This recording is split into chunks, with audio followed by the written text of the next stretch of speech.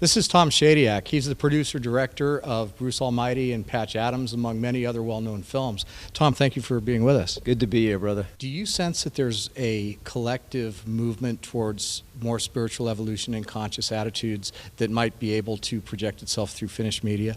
Well, I generally don't look at the larger picture. I look at the micro picture, and I see people wanting to change. I see people wanting to tell stories that are conscious, that affect, that might talk about this shift. So yeah, from a grassroots level, I feel it. And so that grassroots level, of course, will eventually make it, to the top.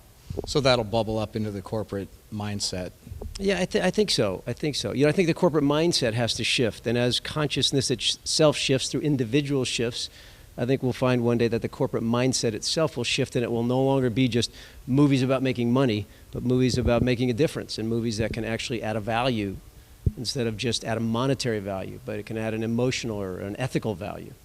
Now, do you think that with things being the way they are on the planet, we're at a critical, what some people are calling our choice point, where the decisions that we make collectively in, say, the next 5 or 10 years are going to affect the future of humanity for decades, if not centuries to come? Do you think that the people and the machines that are in power to deliver messages to broad spectrums of humanity actually have a social obligation to assist in positive global change? Well, again, I look at it at one level below that. I think each individual has the responsibility to look at their own life and what they're reflecting in the world, through the stories they're telling, through the businesses they're supporting, and say, how am I a part of the world I want to have versus the world that we now have? So I just believe it starts individually. And then leadership very rarely comes from the top. It doesn't come from our, quote, leaders in Congress. It doesn't come from studio executives. It comes from people like you, myself, people who go to our movies saying, no, I want something different, or I want to do something different. And then I think on top shifts, after that bottom shift. What you're saying basically is something that's been echoed through a lot of different philosophies now, is that the change outside begins with the change inside. Absolutely. I think right now we're looking outside ourselves, which is fine, but until you've traveled inward and said, what can I do? How am I reflecting the values that I want to see? Who am I? I mean, Gandhi said it the simplest: be that change. Be that change. So I hope people will again begin to look at their own lives and see how they can reflect it, and then watch the power of that move. That's the revolution. The revolution is a personal revolution, and then it shows up on the macro level. Now, being somebody who's produced a lot of very well-known movies and been a part of the Hollywood scene for a long time, how do you feel about the perception that there is a lack of consciousness in Hollywood among people and among the powers that can make the decision? I don't think you can point at Hollywood and say Hollywood has a lack of consciousness. I don't think you can isolate Hollywood out. There may be a lack of consciousness at this moment, or a consciousness that is evolving. And when that consciousness evolves, it will be reflected in Hollywood.